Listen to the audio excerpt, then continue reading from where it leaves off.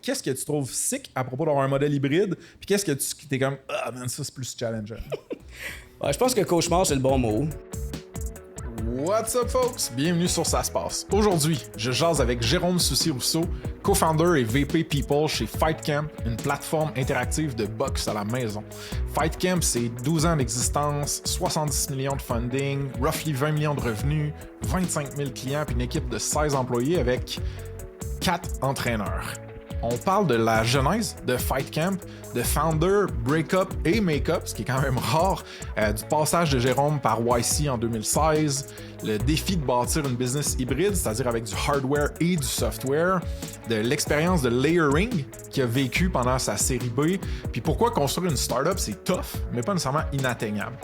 C'est l'enregistrement de notre show à Québec Slush, organisé entre autres par Le Camp puis Québec International. Merci à tous ceux qui se sont pointés. Alright, on passe au show. Let's go!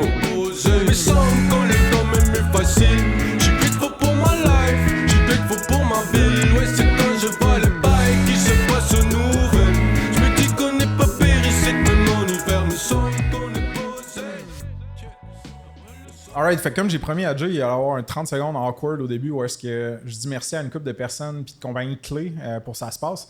Fait que j'ai pas beaucoup de temps aujourd'hui, on n'a pas un full pod de 1h30 ou whatever. Fait que je veux juste vous dire que il y a des fournisseurs de services qui ont été vétés par notre team, qui sont malades, qui sont sur saspace.com/partenaire avec un S.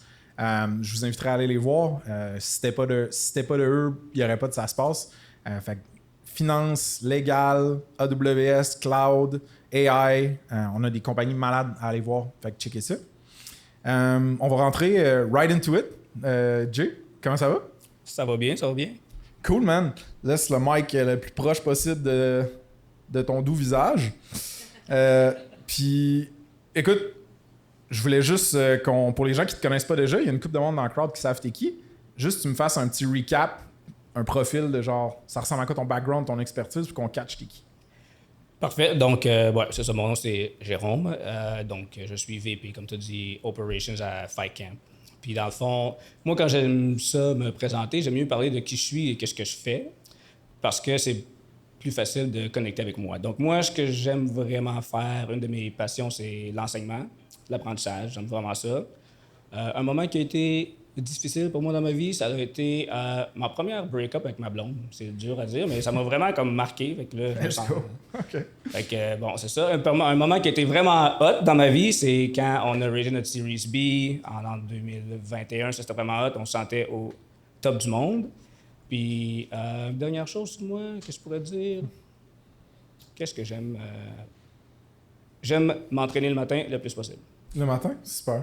Ben, je pense que bouger puis le physique la forme physique fait partie un peu de ton journey entrepreneurial. Fait que pour ceux qui connaissent pas la startup que tu reps aujourd'hui, Fight Camp, fais-moi un genre de elevator pitch pour qu'on catch un peu c'est quoi? Ouais, c'est ça. Bon. Donc, Fight Camp, ce qu'on fait, nous autres, c'est qu'on aide les gens qui veulent s'entraîner à la maison en boxe. OK. Fait que là, ce qu'on fait pour eux autres, c'est qu'on leur donne tout un service clé en main pour être capable de s'entraîner. Donc, on fournit le hardware et on fournit aussi le software. Donc, le hardware, c'est bien entendu les gants de boxe, le sac de boxe. On a développé des punch trackers, des kick trackers. Ça permet aux gens de se comparer avec les autres personnes sur la plateforme. Et ça permet aussi aux gens de mesurer contre leur même niveau de progression, dans le fond. Fait qu'en gros, c'est un peu comme Peloton. C'est que chez Peloton, c'est au Canada maintenant. Mais pour la boxe et le kickboxing, éventuellement, on va essayer aussi de développer à travers les autres branches d'entraînement. All right. Lance-moi une coupe de chiffres pour qu'on catch un peu le scale puis l'existence de Fight Camp, ça ressemble à quoi? Ouais, OK, bon. En chiffres, Fight Camp, c'est environ 25 000 users. On fait à peu près 20 millions par année de chiffre d'affaires. Il y a à peu près 12 millions là-dessus qui sont en recurring revenue, en MRR, puis le reste est en hardware sales. Malade. Puis la team est... Oui, la team, on est 16 personnes temps plein, plus on a 4 coachs qui sont des consultants. C'est des gens qui sont le on-screen talent. Malade. Puis toi, t'es basé à SF, à San Francisco? Non, nous autres, on est à Southern California. On est à Newport Beach. Ben oui! Ouais. Newport Beach, il y a une télésérie c'est ça. incroyable. C'est ça. Fait que, je l'ai écouté avec ma blonde récemment. Moi, je savais même pas qu'il y en avait une, mais c'est ça. The O.C., ça s'appelle en anglais. C'est ça, mais moi, je savais pas que ça existait, mais ouais, c'est exactement là qu'on est. C'est là qu'on est. Parfait, on va pouvoir parler de ça aujourd'hui, man. Sweet, écoute, toi, tu T'étais-tu un genre de boxeur expert qui a voulu comme vulgariser, démocratiser la boxe partout? C'est quoi la genre de genèse, le seed de pourquoi tu as fait Fight Camp maintenant? Ouais, c'est ça. Fait que notre co-founder, notre CEO, Khalil, c'est lui qui boxait. OK. C'est lui qui a commencé la boxe il y avait environ une vingtaine d'années plus tard quand il a fait sa maîtrise en génie mécanique à l'Université de Toronto.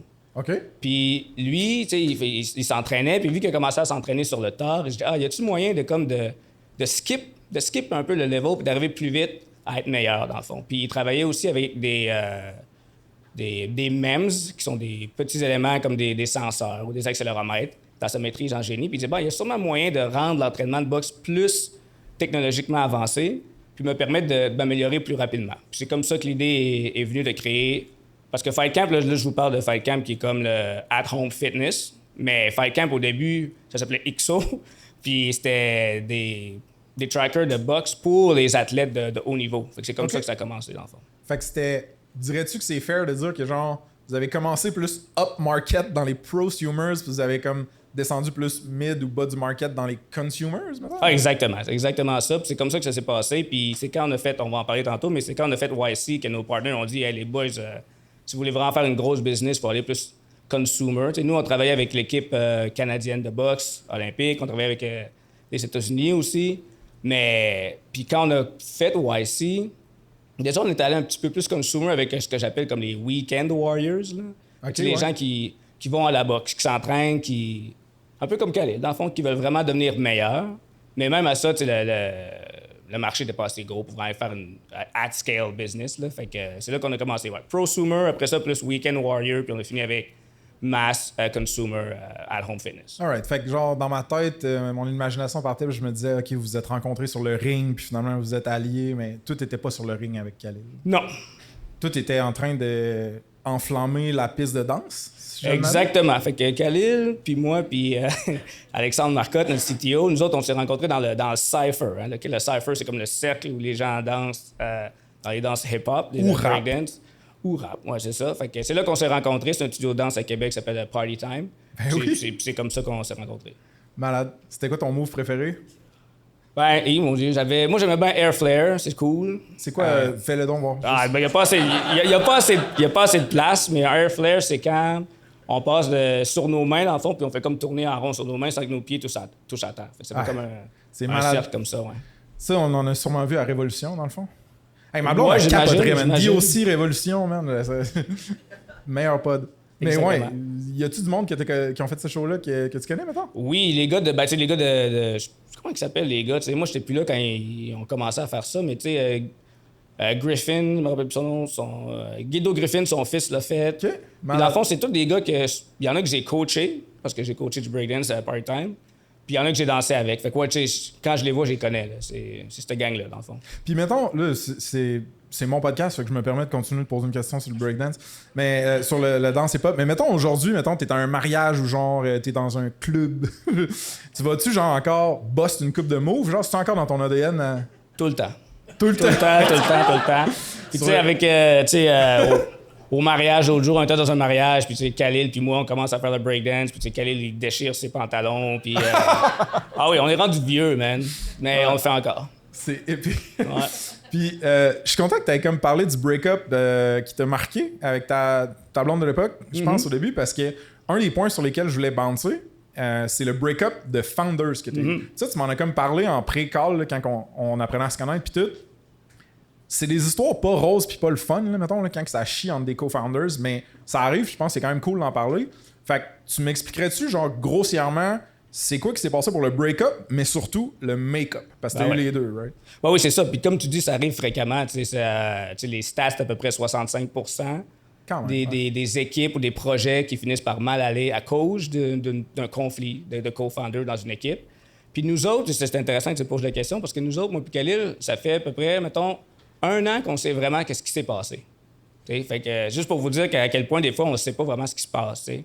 Puis moi, ce que je pensais qu'il se passait, c'est que j'avais pas remis. On était supposé faire un plan d'affaires parce qu'on faisait comme un cours de lancement d'une entreprise, une affaire comme ça. Puis on avait des plans d'affaires à faire.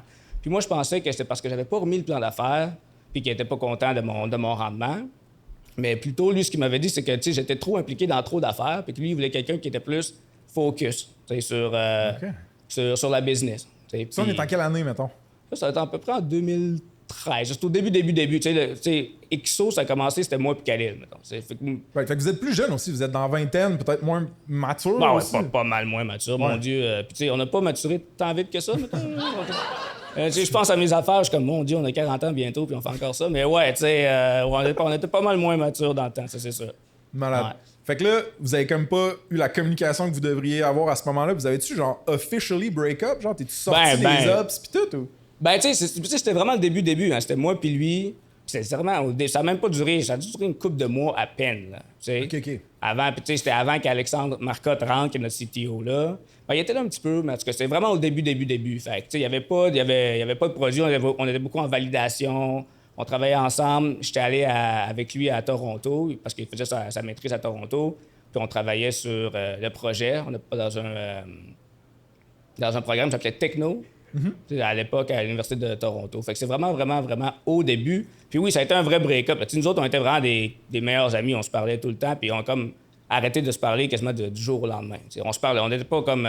on s'envoyait pas chier sur la rue ou on se battait pas, mais c'était cordial, mais on se parlait plus. Là. Ça a été pendant 2 ans de temps, presque. Une chance, vous n'êtes pas battu, parce que lui, il faisait de la boxe, tu te rappelles? Effectivement. On aurait peut-être pu régler ça en breakdance, peut-être. Ça aurait été fucking sick. Alright, folks, un petit shout-out à Unicorn, partenaire certifié, ça se passe. C'est une firme d'experts en info nuagique, AWS, Amazon Web Services, qui ont les talents et les processus pour migrer, scaler, optimiser les infrastructures cloud pour les startups et les SaaS. Il n'y a pas de jargon inutile dans leur affaire, pas de solution démesurée, juste une team de passionnés dev puis cloud qui peuvent vraiment vous conseiller, vous sauver des bidous, puis même construire du produit avec vous. Check them out sur saspace.com/partenaire avec un S. Il y a une solide entrevue avec le founder Éric Pinet. OK? De retour au pod. Alright, man. Mais on dirait que dans ma tête, je me rappelle quand moi j'étais dans ma vingtaine d'autres, puis genre j'avais l'ego dans le piton, puis quand j'avais un falling out avec quelqu'un, c'était tough ou voire impossible avant que ça revienne des fois. Fait que j'ai de la misère à tracer le chemin de où est-ce que la réconciliation revient, puis genre carrément vous buildez une business épique ensemble, genre. Ben ouais, tu sais, c'est ça. Fait que je pense qu'à cette époque-là, la réconciliation, c'est venu de 2 choses. Mais en fait, peut-être 3 choses, mais tu sais, bien sûr, il y a le temps. T'sais, le temps, ça finit par passer, puis à un moment donné, tu fais comme OK, tout le kit, puis bon. Puis aussi, peut-être un petit peu de boisson. On s'était revu dans un... Écoute, on s'est revu dans un party, puis bon, tu dis, hey, tu sais, mettons, ça fait longtemps qu'on s'est pas parlé, blablabla, qu'est-ce que tu fais, toi, puis tout le kit.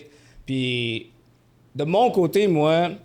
Tu sais, j'avais commencé dans ces 2 ans-là, là, pour faire un vite topo, dans ces 2 ans-là, moi, je m'étais impliqué avec le camp, mais aussi avec mes propres startups. Puis, tu sais, je voulais vraiment être comme dans la startup life. Okay. Je me suis dit, bon, OK, mais je pense que je suis prêt à vraiment aller dans startup life. Et dans ce temps-là, XO, c'était vraiment une des startups qui était une des plus prometteuses à Montréal. Mettons, tu sais, Khalil fait un nom pour lui-même avec la startup et tout. Je pense qu'il venait de gagner comme le meilleur pitch à Startup Fest cette année-là, puis tout le kit. Puis c'est après Startup Fest qu'on s'est comme reparlé justement cette journée-là, puis on a fait une couple d'activités ensemble puis tout. Fait que moi, c'était ça, c'était mon but, c'était de revenir dans le Startup Game puis vraiment de vivre ça. Fait que ça, c'était mon côté. Puis je pense que du côté de Khalil aussi, ça a été de dire, ben regarde, peut-être de donner une deuxième chance, de revoir comment est-ce qu'on peut travailler ensemble, puis c'est ça. Je pense que ça a été ça. Cool. Ben, ça a bien fini finalement. Ouais, ça continue. Ça continue. Ouais. Vous êtes potes aujourd'hui? Ben oui, là, en fond, avec Khalil puis les gars, ça fait 10 ans à peu près qu'on est aux États-Unis, puis on est vraiment tissé serré. Moi, il n'y a pas une année que j'ai pas vécu avec au moins un de mes co-founders dans ma maison. Malade. Dans ma maison, mon appartement. Je veux. Ouais. C'était pas une maison, c'était un appartement. C'était pas dans un manoir à triple pilier en Californie, maintenant. No. Sweet, man. Avant d'aller aux États-Unis, je veux faire un mini détour sur un truc que tu as dit. Tu as mentionné que tu t'étais impliqué avec le camp.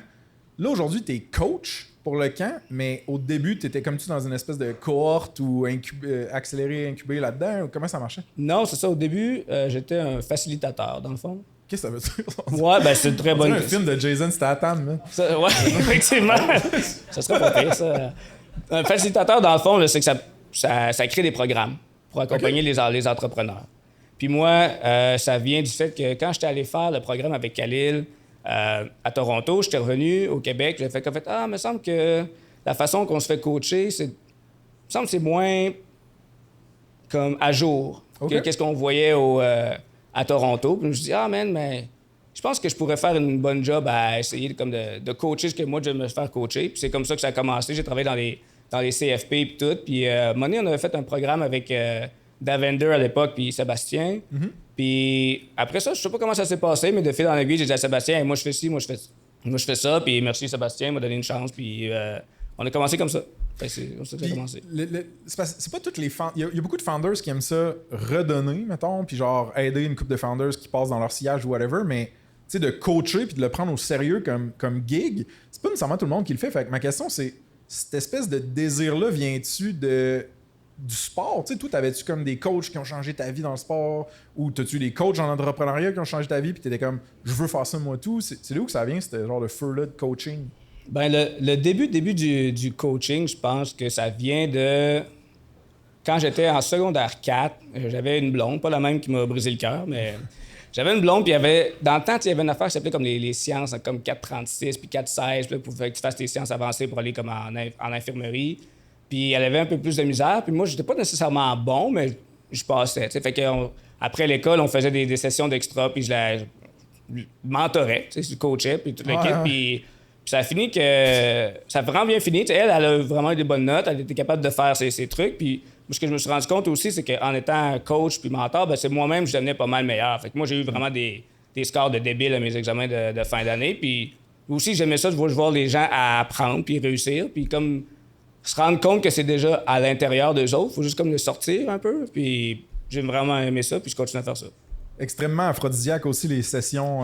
Ben, c'est sûr qu'il y avait des récompenses, hein? Ça fait partie du coaching.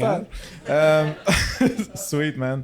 C'est vraiment sick. Puis aujourd'hui, mettons, genre, grosso modo, ton gig avec le camp, genre, je connais, il y a Nord et High que je connais peut-être, tu sais, c'est-tu genre une histoire de 1 heure par semaine ou t'es comme une journée au complet avec ce monde-là? Ça ressemble à quoi? Ça dépend. Ça dépend de qu'est-ce que l'entrepreneur a besoin. OK. Fait que des fois, ça peut être juste une session, on se parle de quelque chose, bon, comment tu vois ci, comment tu vois ça, je parle de mon expérience, je share des ressources aussi, check ci, check ça, check ci, check ça. Puis avec d'autres, ce qu'on fait, c'est de l'accompagnement un petit peu plus serré, comme un peu plus hands-on, où c'est vraiment, OK, là, je rentre comme dans le sprint. Puis là, c'est bon, c'est quoi que tu fais ton sprint cette semaine, blablabla. À chaque 2 semaines, on se meet, on check les KPI, on check les objectifs. Ça a-tu bien été, ça a-tu pas bien été? Je continue à envoyer les ressources quand je vois les choses passer. Ça, c'est plus l'accompagnement hands-on, c'est ça que j'aime le plus. Donc, ça dépend qu'est-ce que les entrepreneurs font. Malade. Puis là, on va y aller aux États-Unis là, parce que c'est un gros chapitre dans ton histoire, là, ça l'est encore. Vous avez fait YC, Y Combinator, qui est l'espèce de Saint Graal le plus populaire de tous les accélérateurs de start-up avec les fameux Paul Graham de ce monde et tout. 2016 que vous avez fait une batch là-bas. C'est ça. Fait que, moi, je suis arrivé le 29 décembre 2015, on est arrivé, puis ça a commencé comme le 5 ou le 4 janvier. La batch Winter 16 a commencé. OK. Je pense que le monde connaît relativement le concept de YC, fait qu'on va pas aller dans le granulaire, mais mettons, j'aurais 2 questions. C'est pourquoi vous avez décidé d'appliquer? C'est quoi un des plus gros takeaways ou un des plus gros coups de main que vous avez eu via ce passage-là, mettons? Ben, tu sais, pourquoi on a appliqué? Parce qu'avant de faire YC, on avait fait Founder Institute. Puis Founder Institute, c'est comme une espèce de pré-accélérateur, c'est comme un idea stage, puis il t'aide à... Puis ça finissait avec un peu, ben la prochaine étape, c'est fundraising, puis c'est ci, puis c'est ça. Puis ils nous ont comme dit, ben appliquer dans des accélérateurs. Appliquer dans des accélérateurs. Fait que c'est pour ça qu'on a appliqué à YC. C'est comme ça qu'on a fait ça. Ouais. OK. Puis, grosso modo, le plus beau ou gros bénéfice de faire ce chemin-là dans YC? Ben, tu sais, le gros bénéfice de YC, c'est le network. C'est vraiment, vraiment ça. C'est surtout pour... Moi, je peux parler de mon expérience personnelle. Quand tu vas à YC, c'est... Si tu as un certain montant de la compagnie en tant qu'action, tu es comme un YC founder. Puis là, tu vas comme au souper le mardi puis tout. Mais si tu as moins de pourcentage de la compagnie, ce qui est le cas pour moi, tu n'es pas comme dans vraiment le YC du day-to-day. Malgré que le YC, c'est vraiment hands-off. C'est très, très hands-off. C'est comme figure it out. Il y a comme 125 startups, puis nous autres, on était avec une startup qui s'appelle Boom Supersonic, qui existe encore. Ils font des jets supersoniques. C'est comme, nous autres, on fait des trackers de box, comme, OK, whatever. T'sais. Fait que c'est ça. T'es comme un peu laissé à toi-même, c'est comme figure it out. Fait que le gros bénéfice, c'est le network. C'est figure it out, mais en même temps, on a comme ça s'appelle Bookface, c'est comme un espèce de forum interne. Puis là, tu peux reach out à plein de personnes. Puis c'est des personnes dans l'écosystème, des des plus hot startups au monde. Fait que ça, c'est un gros avantage. Ouais. Malade. Puis tu sais, dans le fond, ma mère, elle vient de revenir du Portugal. Là, puis tu vas voir aussi que je m'en vais avec ça. Ma mère a été 17 jours au Portugal, puis j'ai trouvé ça extrêmement difficile de ne pas voir ma mère pendant 17 jours parce que j'étais un fils à maman pour plusieurs raisons. Fait que l'idée, mettons, d'aller vivre dans un autre pays, carrément, j'ai essayé, là, genre moi, même, quand je me croyais digital nomade, tout ça n'a pas marché. Epic fail, mettons. Fait que ma question pour toi, c'est t'as-tu trouvé ça tough comme toi, de te déraciner d'aller rouler ta bosse carrément en Californie pendant, je sais plus, ça fait combien d'années, man? Ça fait 10 ans. Ça fait 10 ans, ouais. Ben, tu sais, la chose que j'ai trouvé le plus difficile... Bon, OK, il y a deux choses pour commencer. C'est que quand je suis parti pour aller faire YC, j'étais convaincu que, tu sais, ça dure 75 jours, YC, là. Fait que j'étais convaincu qu'après 75 jours, j'étais comme, OK, ça marchera pas, cette affaire-là. On va tout revenir à la maison, tu sais, ça n'aura pas marché pendant tout. Je me rappelle, tu sais, je suis parti, ma mère était comme, j'ai fait relax, je vais revenir dans genre 3 mois, puis finalement, ça fait 10 ans que je suis pas revenu. Mais, tu sais, fait que je n'ai pas pensé à ça vraiment. Une chose que j'avais trouvé difficile personnellement, c'est que je travaillais avec le camp, puis tu sais, c'était comme... ça commençait à bien aller nos affaires, puis tout. Fait que je me sentais mal de laisser un peu Sébastien en plan, puis tout. Puis nos affaires commençaient à bien marcher. Mais sinon, à part de ça, non, j'étais vraiment pas si difficile que ça. Puis l'immigration, on avait un lawyer. Des fois, mon français est la misère. Là. On avait un avocat d'immigration, puis il nous aide avec ça. Faut juste comme pas manquer les Q. Tu sais, je me rappelle à un moment donné, à nos co-founders. En tout cas, avec l'immigration, des fois, il faut que tu retournes au Canada. Tu sais, après ça, faire le tour du poteau, des fois. Bon, en tout cas. Puis, tu sais, on savait pas, tu peux pas manquer ta date. Puis là, il se réveille à un moment donné, tu dis, hey, en passant, il faut que je sois au Canada dans une semaine, t'es-tu au courant de ça? Tu fais, non, mais qu'est-ce que tu fais ici? Fait que c'est ce genre des. Boom supersonic. Exactement, tu sais. Fait que c'est ce genre d'affaires-là, mais si tu suis tes affaires, c'est pas trop compliqué. OK. Ben, je veux dire, legit. J'aime ça comment tu dédramatises ça. Moi, c'est ça mon problème. Mon psy, il me dit, tu te comptes trop d'histoires, même dans ta tête, tu sais. Ben, les affaires. J'ai travaillé beaucoup là-dessus. Hein. Peut-être qu'on aura le temps d'en parler, mais tu sais, j'ai un coach, moi aussi. Là. Fait on travaille beaucoup là-dessus, de dramatiser. J'adore ça. Vraiment sick. Alright, folks, le Spotlight partenaire du mois, c'est Yak, une boîte de cybersécurité spécialisée en sécurité offensive, tests d'intrusion, scan de vulnérabilité, Red Team. Ils ont tout ce qu'il faut pour gentiment vous hacker.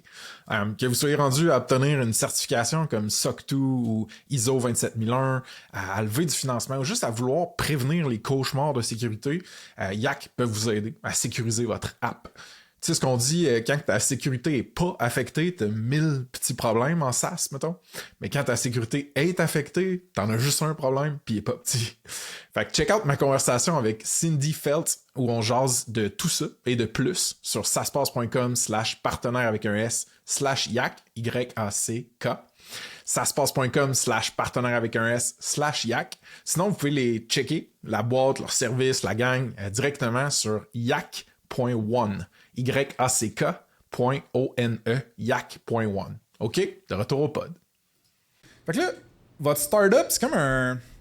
C'est pas un play pur SaaS, pas en tout. C'est comme un melting pot, man, de direct to consumer, B2C, software, hardware. C'est comme cool sur papier. Dans ma tête, ça sonne genre un cauchemar logistique, puis comme tes unit economics, toutes ces affaires-là, ça doit être vraiment tough. Fait qu'on va essayer de faire genre bon et moins bon de ce modèle-là. Genre, qu'est-ce que tu trouves sick à propos d'avoir un modèle hybride? Puis qu'est-ce que tu t'es comme, ah, man, ça c'est plus challengeant. Ouais, je pense que cauchemar, c'est le bon mot. C'est vraiment compliqué. Mais tu sais, c'est tough. Mais tu sais, le bon côté de ça, c'est quand ça va bien, puis ton acquisition va bien, ben, tu peux utiliser ton hardware pour financer ta croissance, ta growth. Dans le sens que, tu sais, mettons, des fois en B2B SaaS, tu sais, t'as comme ta payback period. Là, fait que là, t'acquiers ton customer, mais tu le payes. Il te paye juste, je sais pas combien par mois, puis à un moment donné, il faut que tu... Mais quand tu vends upfront, t'as fait tout ton cash, puis des fois, t'en as fait déjà plus parce que, bien entendu, tu essaies de vendre avec une margin, une marge. Fait que là, tu arrives dans un payback period qui est négatif. Okay. Fait que là, tu peux réutiliser ça pour fuel ta growth. Ouais. Fait que ça, c'est comme le bon côté des choses.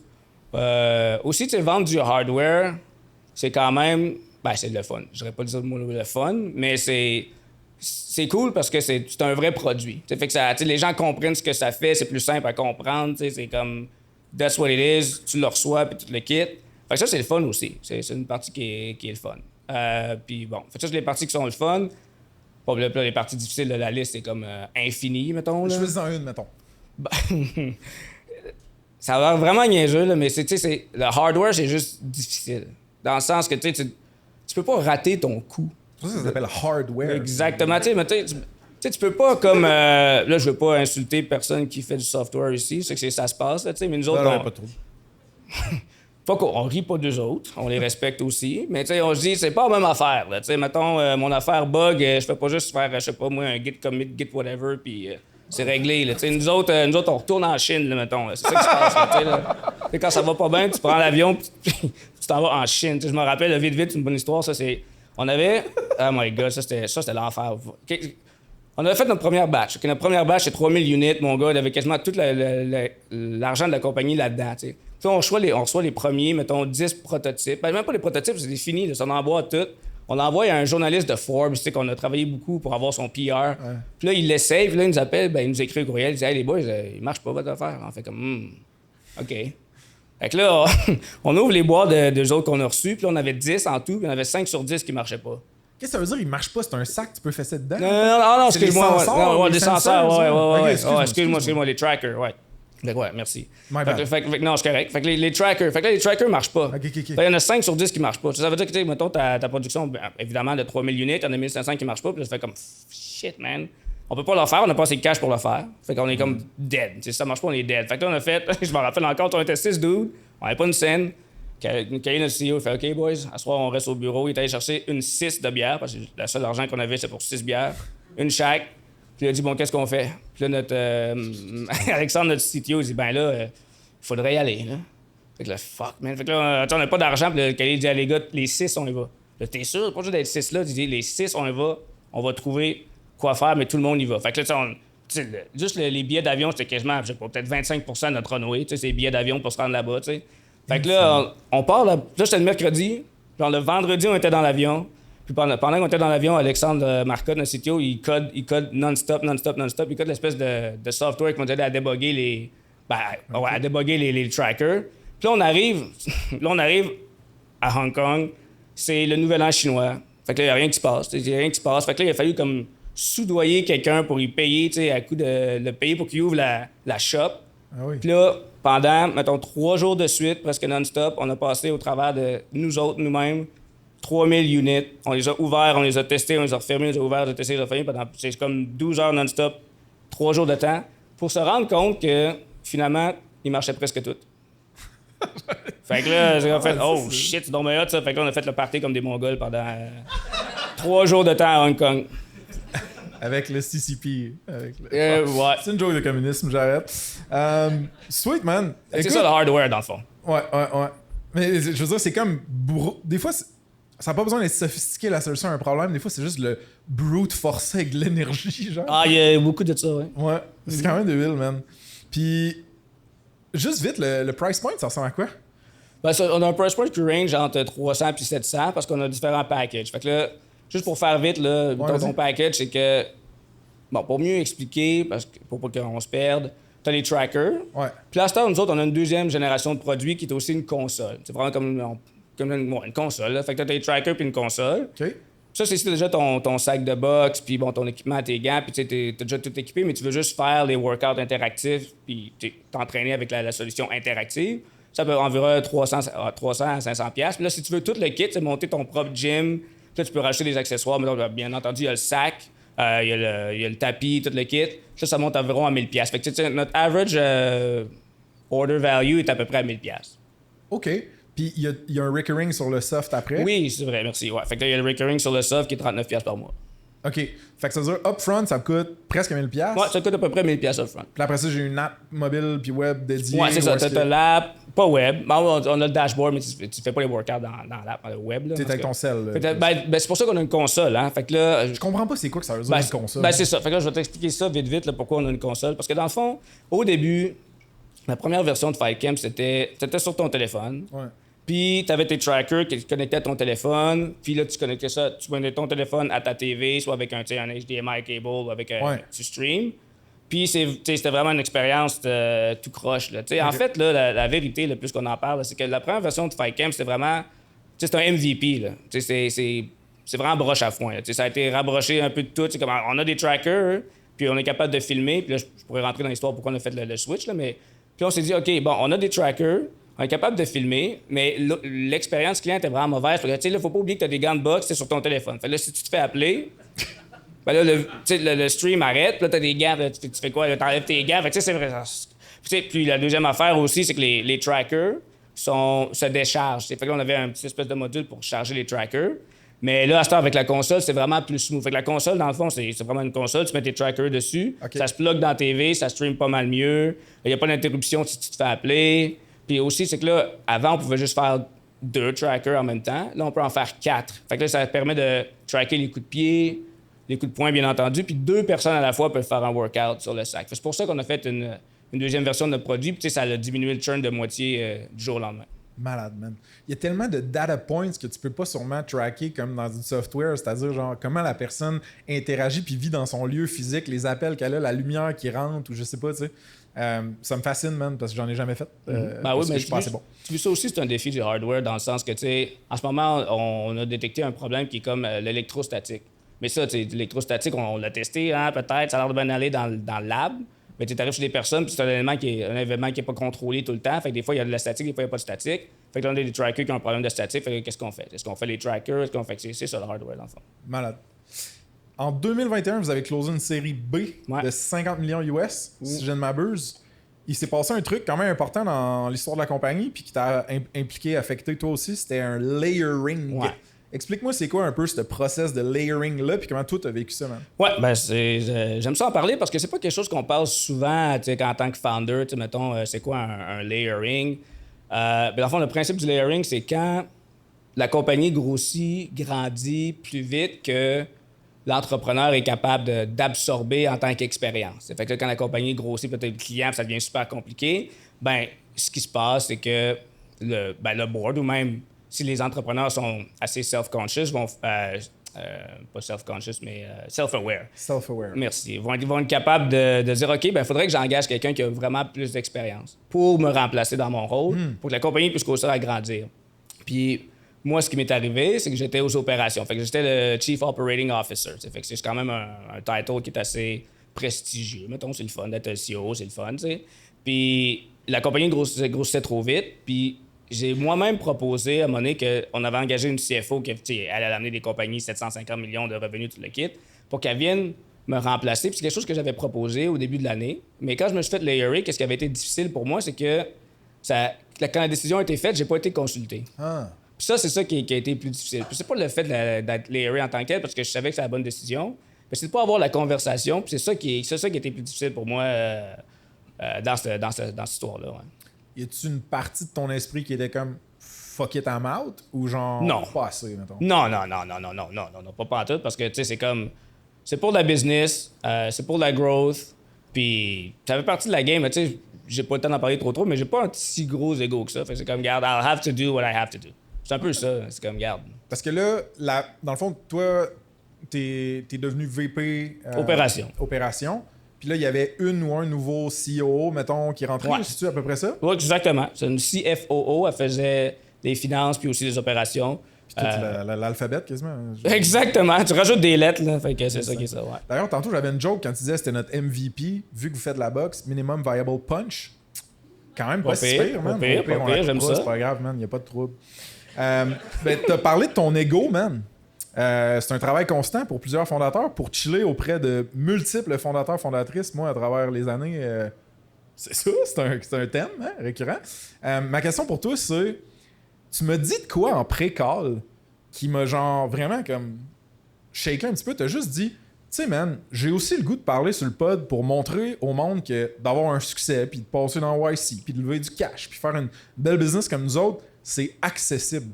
C'est pas facile, mais c'est accessible, puis t'as genre dit de quoi, style, je suis pas genre surdoué ou exceptionnel talent ou whatever. Tu le owns, ça, tu le penses, mettons, c'est quand même... Ah ouais. Ah ouais, absolument. Fait que c'est-tu juste d'abord, tu penses-tu, c'est quoi le trait de caractère, dans le fond, qui va avoir le plus d'impact sur ton succès comme founder si c'est pas cette espèce de talent, génie technique ou commercial-là? Ouais, ben moi, je peux parler pour moi-même. Là. 100%. Parler pour moi-même, je pense que... Puis c'est drôle parce que c'est une des qualités que j'ai que j'aimerais ça me débarrasser le plus. Là. Okay. Mais, tu sais, je suis quelqu'un qui aime ça aider. Ouais. Je suis quelqu'un qui aime ça apprendre. Puis aussi, je suis quelqu'un qui est comme... facile à vivre, dans le fond. Ouais. Fait que ce que ça fait, ça, c'est qu'avec l'humilité, d'être capable de dire « Hey, ça, je le sais pas », ou d'être capable de dire « Hey, ça, il faudrait que j'apprenne ça », ben, ça permet de grandir, dans le fond, puis de pas être boqué, parce que si... Parce que, encore une fois, pour moi, si, mettons, je rentre puis je dis c'est moi le meilleur, puis je suis capable de faire ci, je suis capable de faire ça, ben, la réalité va te rattraper. Puis c'est pas le fun de se faire rattraper par la réalité, t'es mieux d'être en avant de la réalité. Puis ça, je pense que c'est ça qui m'a beaucoup aidé. Puis aussi, je pense que ça aide aussi à me rendre plus accessible. Fait que quand t'es plus facile de travailler avec, les gens veulent plus travailler avec toi, puis sont capables de mettre peut-être l'heure de plus pour faire de quoi. C'est comme un low-key, c'est comme du low-key leadership un peu. C'est comme genre... J'aime ça, low-key leadership. C'est comme genre, hey, moi, je vais comme huiler la machine pour que tout aille bien. Puis c'est un peu ça mon rôle dans l'équipe. Je fais comme huiler le moteur, les relations de travail, les relations de travail, pas avec les employés, mais vraiment l'interaction entre co-founders. Je fais beaucoup de ça. Fait que c'est un peu ça les qualités que je pense que moi m'ont aidé, en tout cas, à arriver. C'est intéressant d'autres parce que j'ai une thèse là, ces temps-ci où est-ce que le sport, puis si tu as été un athlète ou pas, ça peut influencer beaucoup, mettons, ton parcours de founder, de par deux affaires. La capacité de dépassement, genre, tu sais, souvent, t'as comme David Goggins, te dirait, genre, que t'es à 10%, man, ou quelque chose dans le même, tu sais. Puis moi, c'est ça. Fait que, je pense que les athlètes ou le monde qui ont fait du sport quand même compétitif, ils ont appris à péter cette barrière-là de dépassement, puis de, je peux dépenser de l'énergie plus que j'en dépense en ce moment. Puis à prendre des risques, puis avoir un peu de courage, genre. Fait que ma question pour toi, c'est, as-tu l'impression que le côté athlétique ou genre sport, ça a joué ou pas nécessairement dans ton cas? Pas nécessairement, non, pas nécessairement. Je fais pas le lien avec le sport. Des fois, je me rappelle que tu apprends, puis que quelque chose que... Ben, le seul lien que je préfère avec le sport, c'est que on devient pas... Les choses deviennent pas plus faciles. On devient juste meilleur à dealer avec des choses plus difficiles. Intéressant. C'est ça l'affaire. Fait que, en fond, quand tu avances dans ton parcours, t'es pas nécessairement meilleur. Parce que les choses avec lesquelles tu deals sont plus tough, mais tu as tellement dealé avec d'affaires avant que tu étais rendu habitué à apprendre, rendu habitué à dealer avec les challenges. Fait que c'est pas les choses qui deviennent plus faciles, c'est toi qui deviens meilleur à dealer avec les challenges. Un peu comme quand tu benches ou que tu lifts, genre la charge est rendue plus lourde, mais t'es habitué de Exactement. D'ailleurs, c'est quoi ton PR au bench? Je pense que peut-être 145 livres. Solide, écoute, solide, c'est legit. Quoi, tu demandes le mien, c'est quoi? C'est pas legit, OK? je suis sûr que tout le monde le sache. C'est pas legit, pantoute. C'est mon plus weak. Puis je sais pas pourquoi, je travaille là-dessus. C'est quoi ton meilleur lift? Mon meilleur lift, c'est deadlift. Deadlift? Ouais. Je me suis fait une entorse lombaire cet été, c'était malade. Ce deadlift, je le recommande à tout le monde, là, si vous êtes jamais... Alright, man. En rafale, pour finir, il nous reste un 5 minutes là, que je vois du coin de l'œil. J'ai le goût de savoir l'acquisition de clients chez FightCamp, ça fonctionne comment? Fait que grossièrement, les canaux qui marchent pour vous autres, c'est quoi? Ouais. Fait que nous autres, on fait beaucoup de paid. À peu près 50% de notre truc, c'est paid. Fait que c'est paid social, paid search. OK. Fait que en fond... Ouais, page social, page search, ben c'est ça, c'est Instagram, Facebook, puis Google. Comme les gros noms. Pas mal ça. On a de l'organique un peu, l'organique sur YouTube. OK. Fait que l'organique, en gros, c'est... Bon, nous autres, on a une chaîne YouTube qui a beaucoup quand même, qui est rendue avec pas mal de followers. Puis YouTube, c'est un gros engin de recherche, puis souvent, c'est un peu comme oublié que c'est un gros engin de recherche. Fait que quand les gens cherchent, mettons... entraînement de boxe à la maison, meilleur sac de boxe, c'est là qu'ils nous voient. Ils convertissent. On a à peu près 15% de bouche à oreille. Fait qu'il n'est pas si pire, on essaie de l'augmenter. Fait que c'est pas mal ça notre attribution. Puis tu sais, notre challenge en ce moment chez FightCamp, c'est vraiment le customer acquisition, le marketing. Tu sais, nous autres, on a commencé à l'époque à le pré-iOS 14. Fait que iOS 14, c'est comment on appelle ça, la privacy. Ouais. Puis ça, ce que ça a fait, c'est que ça a vraiment diminué l'efficacité du paid. Mettons, paid à côté, c'est Facebook Ads, là, c'est bon. Puis ça a fait mal à toute la direct-to-consumer catégorie. Ouais. Puis tu sais, quand on était un peu... Tu sais, le paid, là, souvent, j'entends parler, c'est comme un peu comme une drogue. C'était comme addict à la drogue du paid. Mais quand le paid, ça arrête, ben, c'est vraiment difficile. Puis le paid aussi, avec le challenge du paid, c'est que plus tu payes, plus que ton cost acquisition monte. Tu sais, fait que c'est comme... Tu comprends ce que je veux dire, dans le fond? Je comprends, mais j'ai pas assez fait de paid pour vraiment être honnête quand je Ouais. OK. Ben, en gros, là, en principe, là, c'est que plus tu dépenses, plus que ton coût de customer acquisition va augmenter parce que tu vas chercher de plus en plus de clients qui sont comme moins ton... fair, ratisse plus large. C'est exactement. Fait, ça fait toujours pas coûter plus cher. Fait qu'éventuellement, il faut comme que tu sortes de ce loop-là. Ouais. Puis, t'as comme mentionné, genre, bouche-oreille, puis... ça m'a fait penser, genre, à Network Effects, là, l'effet de réseau. Genre, toi, y a-tu, genre, un mode multijoueur ou un mode réseau social, somehow, somewhere, d'incrusté dans l'expérience Fight Camp ou pas full? Ben, tu sais, on a un leaderboard. Fait que, tu sais, quand tu fais ton workout, tu vois que t'es où dans le leaderboard pour les gens qui ont fait le workout. C'est pas live, mais c'est comme, on a un leaderboard pour ça. Nice. Puis, tu sais, notre multijoueur aussi, il est comme... C'est un vrai multijoueur parce qu'on peut faire des workouts à deux maintenant. Deux sur le même site. Comme le couch co-op quand on était jeune. Exactement. Mais on n'a pas nécessairement de multijoueur, mettons. Ouais, c'est ça. C'est pas comme, mettons, dans le temps, il y avait BattleNet avec StarCraft et tout le kit. T'étais-tu bon à StarCraft? J'étais pas bon, mais j'aimais ça. Moi, j'ai genre toujours voulu être bon à StarCraft. J'ai toujours voulu être plus nerd que je suis vraiment. Tu comprends?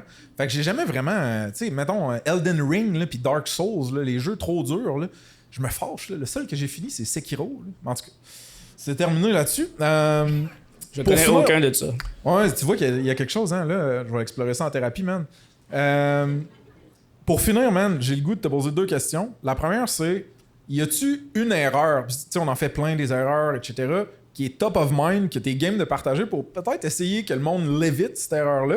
Puis je te poserai l'autre question après, dans le fond, parce que de même, ça marche. Ouais, parfait. Fait que, il y en a 2. Il y en a une, c'est dans l'exécution, puis l'autre, c'est dans les dynamiques d'équipe. Exécution, la première? Ouais, fait que l'exécution, c'est... L'erreur d'exécution, c'est de perdre de vue un peu nos units économiques. Explique un peu ce que tu veux dire. Dans le fond, ce que je veux dire, c'est que, tu sais, quand on grossit, puis on travaille beaucoup en VC, parce qu'on a vu du VC, c'est comme, surtout dans le temps 2020-2021, c'est comme growth at all cost. Ouais. Fait que ton customer acquisition cost monte beaucoup, mais t'es comme assez cool parce qu'on fait de l'argent, tu sais. Parce qu'on fait de l'argent, puis ça grossit, puis on s'attend à ce que, mettons, la prochaine raise, quelque chose de même. Mais si on fait pas attention à nos units économiques, on se rend compte que, tu sais, avec le churn et tout le kit, ben c'est que nos cohortes, des fois, le payback period est tellement long qu'on revient pas dans notre argent. Ouais. Mais ça, tu t'en rends pas compte tout de suite. Puis c'est aussi, c'est que faut que tu rentres aussi un peu dans les détails de comprendre ta business, tu sais, de segmenter ton churn, de comprendre tes cohortes, quel genre de client. Fait que, tu sais, c'est quelque chose que, si c'était à faire, on ferait ça vraiment différemment. Nice. Puis au niveau de interpersonal dynamics, on l'a entendu souvent, mais c'est de faire attention à quand on a un feeling en dedans qu'il y a quelque chose qui va pas bien avec soit nos partenaires, surtout avec nos employés, ben c'est de passer à l'action rapidement puis de faire les moves qu'il faut pour changer la dynamique d'équipe. Ça veut dire souvent laisser aller la personne. Ouais, il y a quelqu'un sur le pod qui me disait... J'ai jamais entendu quelqu'un me dire qu'il regrettait d'avoir renvoyé quelqu'un trop tôt. Ah, c'est sûr. Which is comme une autre manière de juste dire fire fast, hire slow, fast, c'est sûr. Joey, pour finir, man, y a-tu un SaaS ou un outil web quelconque qui te fait triper, qui t'amène du bonheur, c'est un site? Ben, c'est ça. Fait que c'est Perplexity puis GPT. OK. Ouais. Fait que t'es là-dessus pas mal? Tout le temps. Quel genre de conversation t'as avec ChatGPT? Oh, ça vient... Je vais enlever une coupe dans mon historique, là, puis je vais te laisser juste ceux-là qui ont rapport avec la business. Mais, tu sais, souvent, c'est des conversations pour m'aider à mieux présenter des idées. Ouais. Perplexity, je fais beaucoup de deep search. Ouais.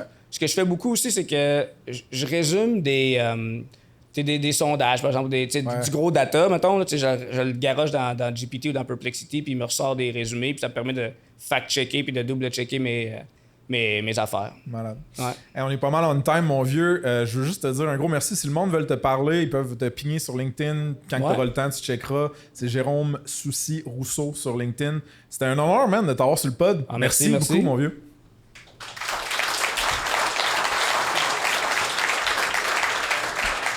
Alright, folks. Avec Ça se passe, on a une infolette de feu hebdomadaire qui est très moitié fun, moitié fond à notre sauce. Il y a des hot takes, des expérimentations que je fais, des histoires vraies de SaaS, vraiment pour t'aider à prendre les meilleures décisions, que ce soit par rapport à ta compagnie ou ta carrière. C'est une place où je peux être 100% moi-même. Ça fait du bien, j'adore ça écrire. Fait que d'avoir ce outlet-là, c'est complètement motivant pour moi. Il y a plus qu'il y a 850 SaaS folks puis curieux qui nous suivent. Ça augmente chaque semaine.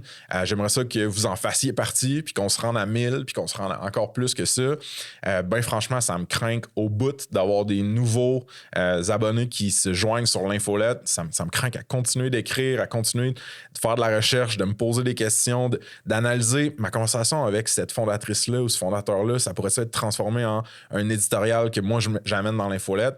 Fait que si vous voulez aussi, vous pouvez joindre les SaaS Pals. On a un petit forfait payant là, qui permet de nous supporter directement comme individu ou comme compagnie. On a déjà plus que 22 personnes qui nous supportent comme ça. C'est insane. J'en reviens pas. Puis eux, ils font ça en échange contre des extra goodies, right? Fait que pense à, mettons, des updates extra que je fais avec personne d'autre qu'avec eux, des previews de la roadmap du podcast, des rabais sur les événements, puis d'autres trucs. Fait que vous pouvez aller sur saspace.com. Il y a un pop-up qui va vous apparaître d'en face, en théorie. Puis sinon, dans le footer, vous pouvez vous inscrire. Sinon, vous googlez SaaSpace puis Beehive. C'est l'outil qu'on utilise pour l'infolettre. Ça me craint vraiment de voir ça grandir. Puis ça me tient à cœur. Fait que check it out. Puis si vous avez du feedback constructif aussi, vous pouvez me le shooter. All right, folks. Un petit shout-out à Missive, partenaire produit SaaSpace. Missive, c'est un email client multijoueur qui réinvente la boîte courriel pour aider les équipes à mieux communiquer puis collaborer. Il y a au-dessus de 3500 entreprises à travers 75 pays qui leur font confiance, dont SaaSpace, et un paquet de SaaS. Donc, check them out sur saspace.com/partenaire avec un S. Il y a une solide entrevue avec Phil Lehoux, le co-founder, sur ce qui s'en vient pour Missive. OK, de retour au pod. SaaSpace, c'est une business d'amour, une business indépendante. Il y a un paquet de choses que vous pouvez faire pour nous supporter dans notre croissance, pour qu'on puisse continuer de créer du contenu de feu, d'organiser des beaux events, puis de mousser, puis tirer par le haut cette communauté tech-là qu'on a au Québec. First, si vous n'avez pas ajouté votre SaaS sur notre plateforme, allez sur saspace.com, il y a un gros bouton mauve pour faire juste ça. Vous pouvez check out le job board. Si vous avez une offre d'emploi quelconque, c'est gratuit, un outil super cool pour toute notre audience puis notre réseau.